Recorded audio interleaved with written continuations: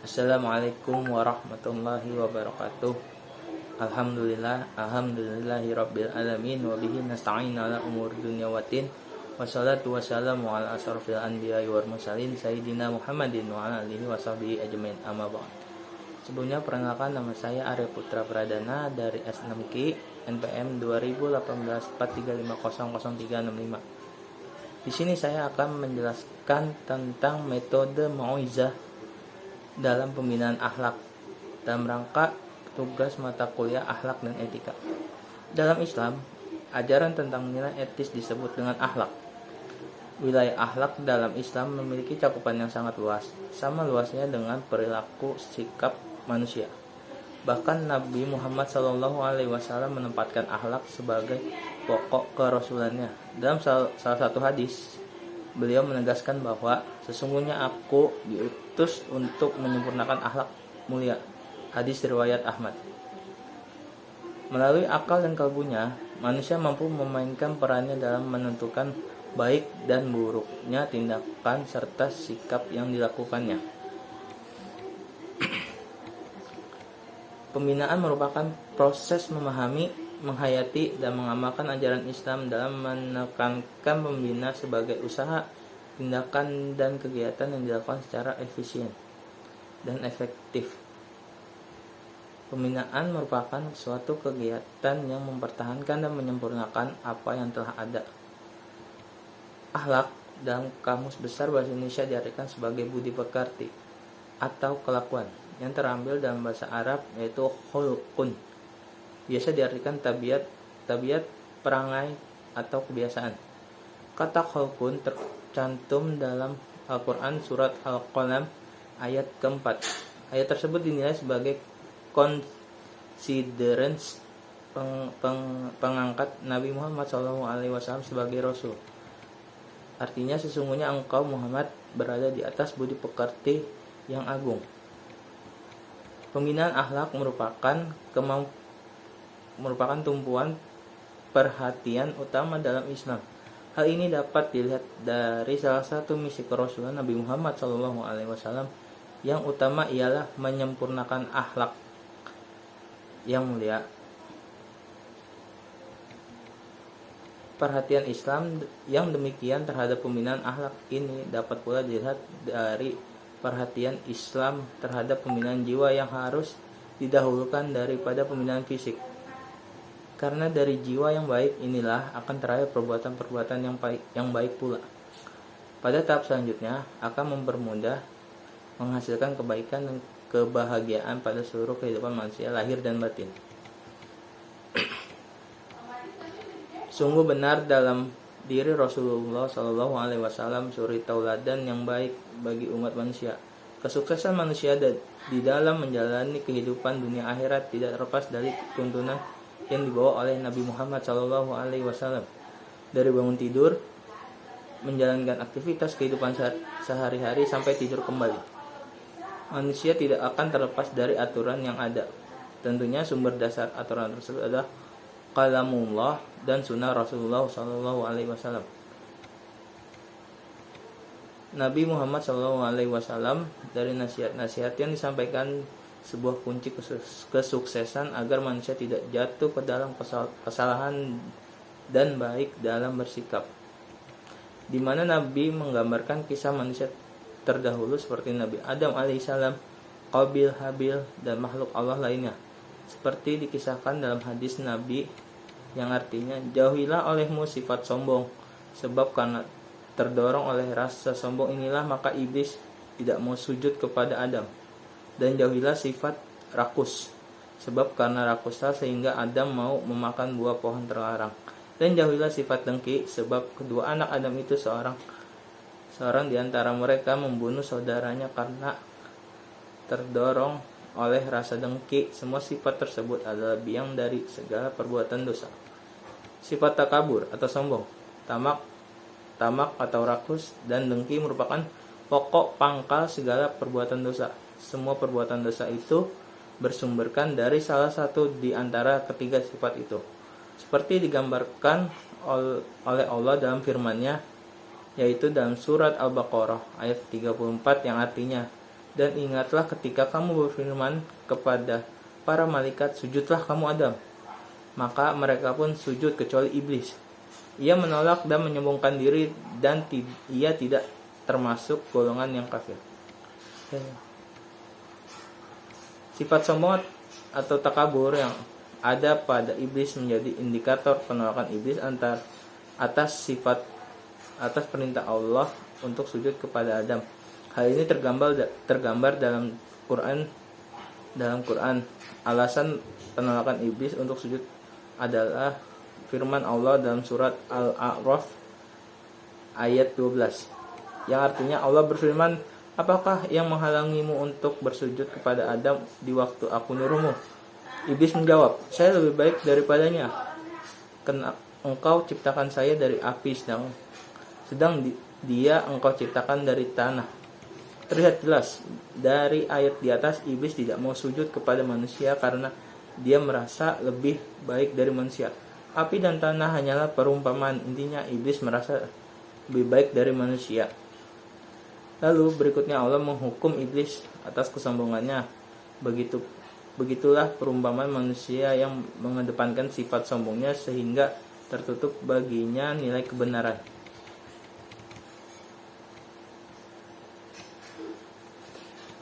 Di era modern di mana arus informasi dari luar yang sangat besar atau globalisasi, kebiasaan-kebiasaan dan paham orang dari luar negeri dianggap bisa membuat senang kemudian diadaptasi oleh masyarakat, menjadi penyebab hedonisme masyarakat kita. Selain itu, manusia juga memiliki sifat dasar tidak pernah puas dengan hal yang sudah dimiliki. Sifat dasar manusia inilah yang menjadi penyebab hedonisme dan juga perilaku konsumerisme. Dengan demikian, perilaku hedonisme tentunya akan berdampak pada masyarakat, diantaranya satu, individualisme. Mereka punya perilaku hedonisme cenderung individualis atau menganggap dirinya sendiri lebih penting dari orang lain. Yang kedua, konsumtif.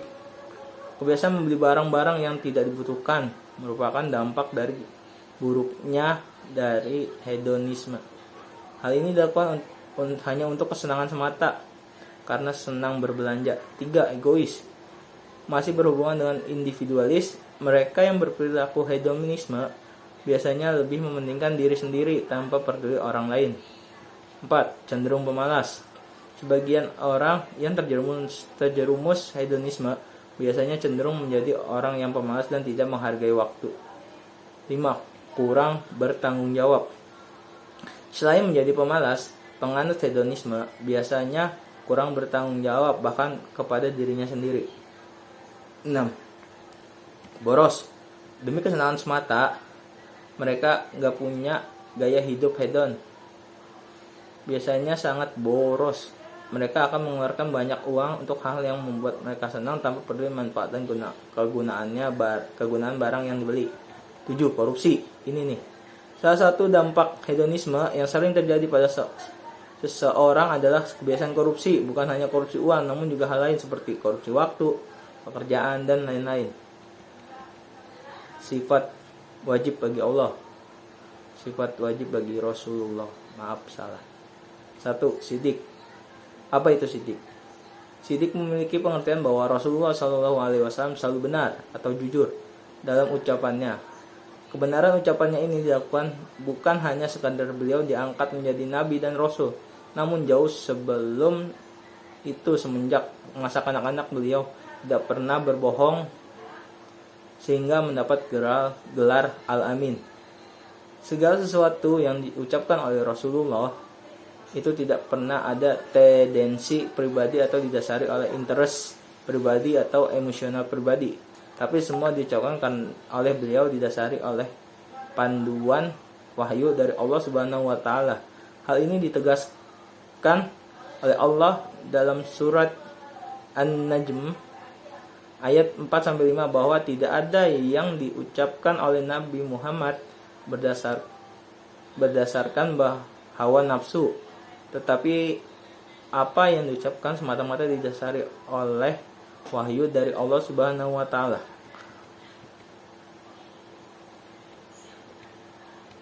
Sifat kejujuran Nabi itu hanya diakui oleh umat Islam saja.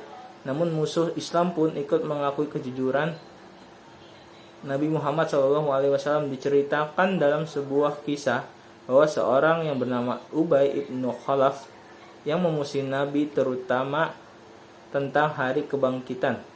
Kemudian ia temui Nabi dengan membawa sebuah tulang. Kemudian ia hancurkan tulang tersebut.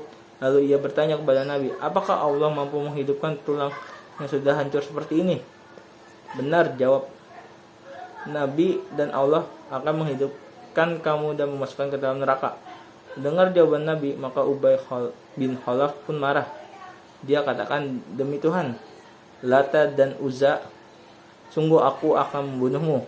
Maka jawab Nabi, engkau tidak akan mampu membunuhku, tapi akulah yang akan membunuhmu, insya Allah. Dan aku serahkan kamu ke dalam neraka. Setelah berapa lama, ketika perang Uhud, maka Ubay berhadapan dengan Nabi. Kemudian Nabi memukul lehernya dengan tombak dan berdarahlah Ubay. Walaupun hanya luka kecil, namun Ubay bin Khalaf langsung lari dan berteriak menemui pimpinannya atau Abu Sufyan. Kemudian Abu Sufyan berkata kepada Ubay bin Khalaf, kenapa kamu berteriak dengan luka kecil ini? Maka jawab Ubay bin Khalaf, Ya Abu Sufyan, saya tidak menangis dan berteriak bukan karena lukaku yang kecil ini, akan tetapi Muhammad SAW berkata bahwa aku akan membunuhmu. Dan saya atau Ubay ibnu Khalaf mengetahui bahwa Muhammad SAW tidak pernah berbohong selamanya. Kemudian Ubay bin Khalaf pun mati akibat luka tersebut. Yang kedua, yaitu amanah. Akhlak Islam mengajarkan agar manusia memegang amanah, yaitu menjaga titipan dan menjaga kewajiban umat Islam. Akhlak Islam juga menekankan agar manusia meninggalkan sifat khianat, yaitu mengingkari titipan, janji, dan kewajiban.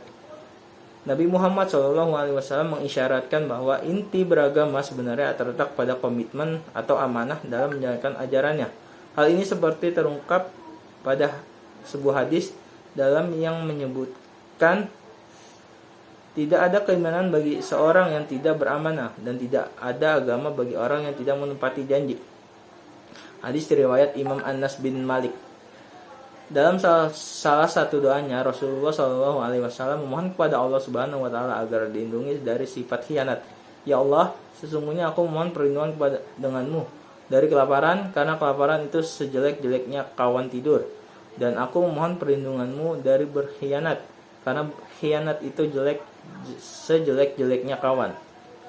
Seruan untuk meninggalkan sifat khianat ini lebih tegas dinyatakan dalam surat Al-Anfal ayat 27-28. Implementasi sifat amanah hendaknya tercermin dalam berbagai hal yang menjadi ajaran dan kewajiban agama. Nabi Muhammad SAW selalu menjaga amanah yang diembannya. Yang ketiga, tablik. Tablik artinya menyampaikan bahwa Rasulullah SAW selalu menyampaikan segala sesuatu yang diwahyukan Allah kepadanya, meskipun terkadang ada ayat yang substansi menyindir beliau, seperti yang tersurat dalam surat Abasa, di mana Rasulullah mendapat teguran langsung dari Allah pada saat Rasulullah memalingkan mukanya dari Abdullah Ummu Maktum yang meminta diajarkan satu perkara sama sekali tidak disembunyikan oleh beliau. Beliau pun tidak merasa khawatir reputasinya akan hancur rusak dengan sindiran Allah tersebut. Justru sebaliknya, sahabat tambah meyakini akan kerasulan beliau. Semua firman Allah yang ditujukan kepada manusia disampaikan oleh Nabi Muhammad. Tidak ada yang disembunyikan meski itu menyinggung Nabi. Yang keempat, fatonah. Sifat fatonah atau cerdas merupakan hal yang wajib bagi Nabi dan Rasul. Karena tanpa kecerdasan mustahil kiranya seorang Nabi dan Rasul menyampaikan wahyu yang berupa Al-Quran yang sedemikian banyak hingga mencapai 6.236 ayat dan 323.670 huruf tanpa ada yang salah dan keliru. Jika beliau mempunyai akomodasi intelektual yang tinggi, hal itu mustahil terjadi. Kecerdasan Rasulullah tidak hanya intelektual semata, tapi juga cerdas dari segi emosional dan spiritual. Sifat-sifat utama. 1. Ikhlas. Terus ikhlas di dalam Al-Quran dan Al-Hadis, ada beberapa ayat Al-Quran yang berkaitan dengan ikhlas. Di antaranya dalam Al-Quran Allah berfirman, sesungguhnya beruntunglah orang-orang yang beriman, yaitu orang-orang yang khusyuk dalam sholatnya. Quran surat Al-Mu'minun ayat 1 dan 2.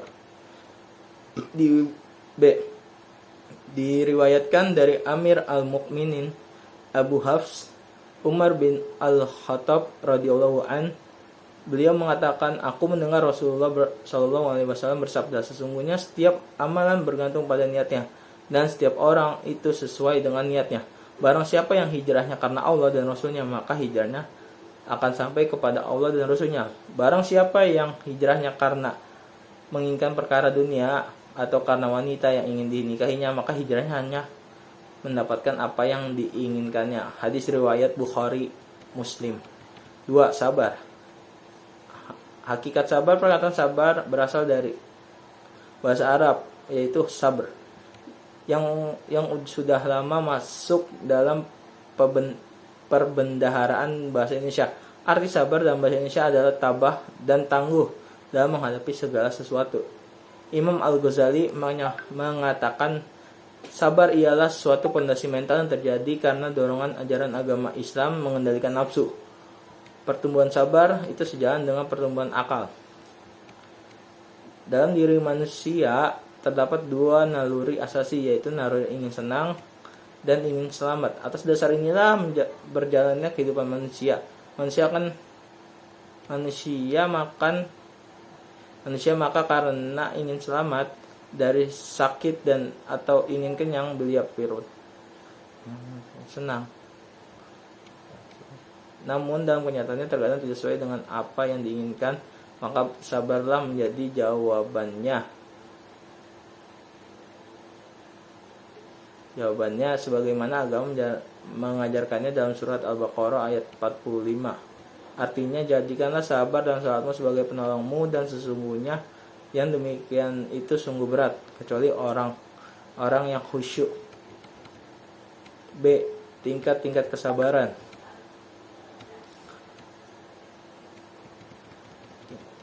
Sifat sabar seorang dengan seseorang lainnya tidaklah sama.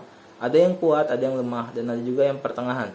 Semua itu bergantung kepada tempat tumbuh dan keadaan alam sekitarnya. Rasulullah SAW membagi tingkat kesabaran pada tingkat-tingkatan, yaitu 3 tingkatan sabda beliau. Artinya, sabar itu ada 3 tingkatan, yaitu sabar terhadap musibah, sabar terhadap dalam mentaati Allah, dan sabar menjauhi maksiat. Yang terakhir, qanaah. Qanaah artinya rela menerima dan merasa cukup dengan apa yang telah dimiliki, serta menjauhkan diri dari sifat tidak puas dan merasa kurang yang berlebihan. Qanaah bukan berarti hidup bermalas-malasan, tidak mau berusaha dengan sebaik-baiknya untuk meningkatkan kesejahteraan hidup. Justru orang yang qanaah selalu giat bekerja dan berusaha, namun apabila hasilnya tidak sesuai dengan yang diharapkan, ia tetap rela hati menerima hasil tersebut dengan rasa syukur kepada Allah Subhanahu wa taala.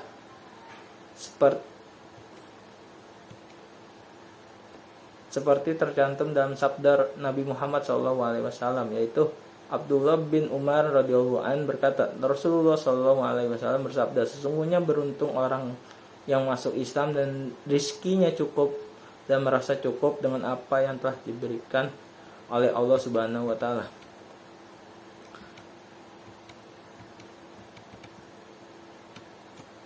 Sekian pemaparan materi dari saya. Kurang lebihnya mohon dimaafkan. Wabillahi taufiq wal hidayah. Wassalamualaikum warahmatullahi wabarakatuh.